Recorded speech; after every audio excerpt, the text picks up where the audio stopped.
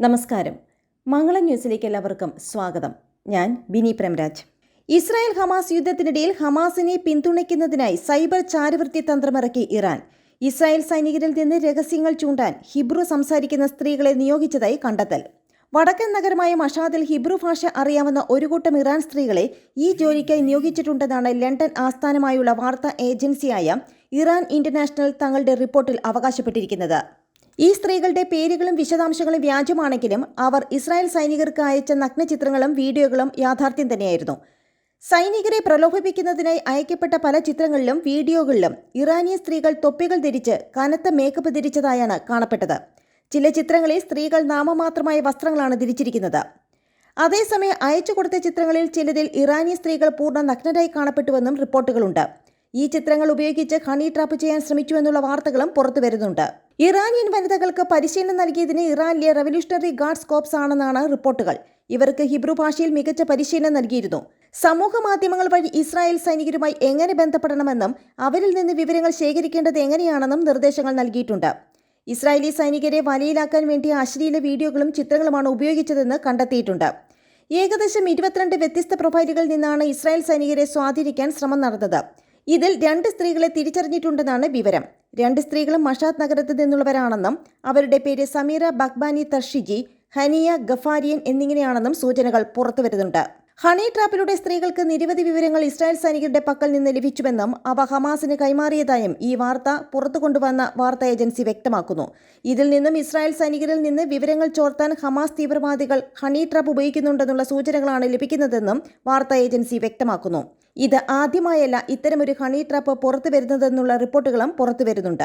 Honey ട്രാപ്പിലൂടെ Hamas തങ്ങളുടെ സൈനികരിൽ നിന്ന് വിവരങ്ങൾ ചോർത്തുന്നതായി കഴിഞ്ഞ മാസം ഇസ്രായേൽ പ്രതിരോധ സേന സൂചിപ്പിച്ചിരുന്നു.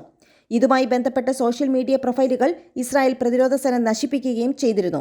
ഹണി ട്രാപ്പിന് നേതൃത്വം നൽകുന്നത് ഇറാനാണെന്നും സൈനികരെ വശീകരിക്കുവാൻ സ്ത്രീകളുടെ വോയിസ് റെക്കോർഡിങ്ങുകളും വീഡിയോ കോളുകളും ഉപയോഗിക്കുന്നുണ്ടെന്നും IDF പറഞ്ഞിരുന്നു.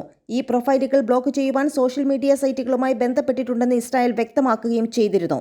ഫേക്ക് അക്കൗണ്ടുകൾ വഴി സൈനികരുമായി ബന്ധപ്പെടുകയും ഹമാസിനു വേണ്ടി വിവരങ്ങൾ ശേഖരിക്കുന്നതിനായി കത്തിടപാടുകൾ, വോയിസ് റെക്കോർഡിങ്ങുകൾ, വീഡിയോ കോളുകൾ എന്നിവയിലൂടെ നിരന്തരമായി ബന്ധപ്പെട്ടിരുന്നു. 1000-ഓളം സൈനികർ ഇരകളായിട്ടുണ്ടെന്നാണ് കണക്ക്. ഇവരുടെ വിശ്വാസ്യത പിടിച്ചുപറ്റാൻ വ്യാജ സോഷ്യൽ മീഡിയ പ്രൊഫൈലുകളുടെ ബന്ധുക്കളും സുഹൃത്തുക്കളും എന്ന വ്യാജേന കൂടുതൽ വ്യാജ പ്രൊഫൈലുകൾ സൃഷ്ടിച്ചിരുന്നു. സൈനികർ ഗാസയിൽ പ്രവേശിക്കുന്നത് എപ്പോഴാണെന്നടക്കം ഇവർ സൈനികരിൽ നിന്ന് മനസ്സിലാക്കിയിരുന്നു. അതേസമയം ഇസ്രായേൽ ഹമാസ് യുദ്ധത്തിൽ ജോ ബൈഡൻ സ്വീകരിക്കുന്ന നയനിലപാടുകളെ എതിർത്ത് ഭൂരിഭാഗം അമേരിക്കക്കാരും. ന്യൂയോർക്ക് ടൈംസും സിയന കോളേജ് നടത്തിയ അഭിപ്രായ സർവേയിൽ പങ്കെടുത്ത 57% പേരും അമേരിക്കൻ പ്രസിഡന്റ് ഗസ യുദ്ധം കൈകാര്യം ചെയ്യുന്നതിൽ എതിർപ്പ് രേഖപ്പെടുത്തി.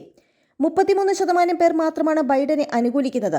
നിലപാടുകളിൽ യുവാക്കൾക്കും പ്രായമായവർക്കുമിടയിൽ കൃത്യമായ ഭിന്നിപ്പും സർവേയിൽ പ്രകടമായി. 18-നും 29-നും ഇടയിൽ പ്രായമുള്ളവരിൽ 3-ൽ 2 പേരും ബൈഡൻ സംഘർഷം കൈകാര്യം ചെയ്ത രീതി അംഗീകരിക്കുന്നില്ല എന്ന് രേഖപ്പെടുത്തി. ഗസയിൽ ഇസ്രായേൽ നടത്തുന്ന സൈനിക നടപടി നിർത്തിവെക്കണമെന്ന് അഭിപ്രായപ്പെടുന്നവരാണ് സർവേയിൽ പങ്കെടുത്ത 44% പേരും. 39% പേർ സൈനിക നടപടിയെ അനുകൂലിക്കുന്നു. ഗസയിൽ നിരപരാധികളായ സിവിലിയന്മാർ കൊല്ലപ്പെടുന്നത് ഒഴിവാക്കാൻ ഇസ്രായേൽ മുൻകരുതലുകളൊന്നും എടുത്തില്ല എന്ന് 42% പേർ അഭിപ്രായപ്പെട്ടു.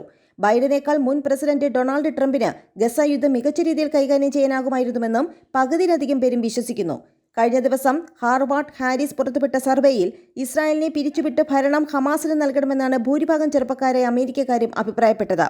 വെടിനിർത്തൽ ചർച്ചകളും നയതന്ത്ര നീക്കങ്ങളും പുരോഗമിക്കുമ്പോഴും ഗസയിൽ ആശുപത്രികളിലും താമസ കേന്ദ്രങ്ങളിലും ഇസ്രായേൽ സേന വ്യോമാക്രമണം തുടരുകയാണ്. റഫീലെ താമസ കേന്ദ്രങ്ങളിൽ നടത്തിയ ആക്രമണത്തിൽ 29 പേർ കൊല്ലപ്പെട്ടു. നിരവധി പേർ കെട്ടിടാവശിഷ്ടങ്ങൾക്കിടയിൽ കുടുങ്ങിക്കിടക്കുകയാണ്. വടക്കൻ ഗസയിലെ ജബലിയ അഭയാർത്ഥി ക്യാമ്പിൽ നടത്തിയ വ്യോമാക്രമണത്തിൽ 13 പാലസ്തീനികൾ കൊല്ലപ്പെടുകയും നിരവധി പേർക്ക് പരിക്കേൽക്കുകയും ചെയ്തു. നന്ദി, നമസ്കാരം.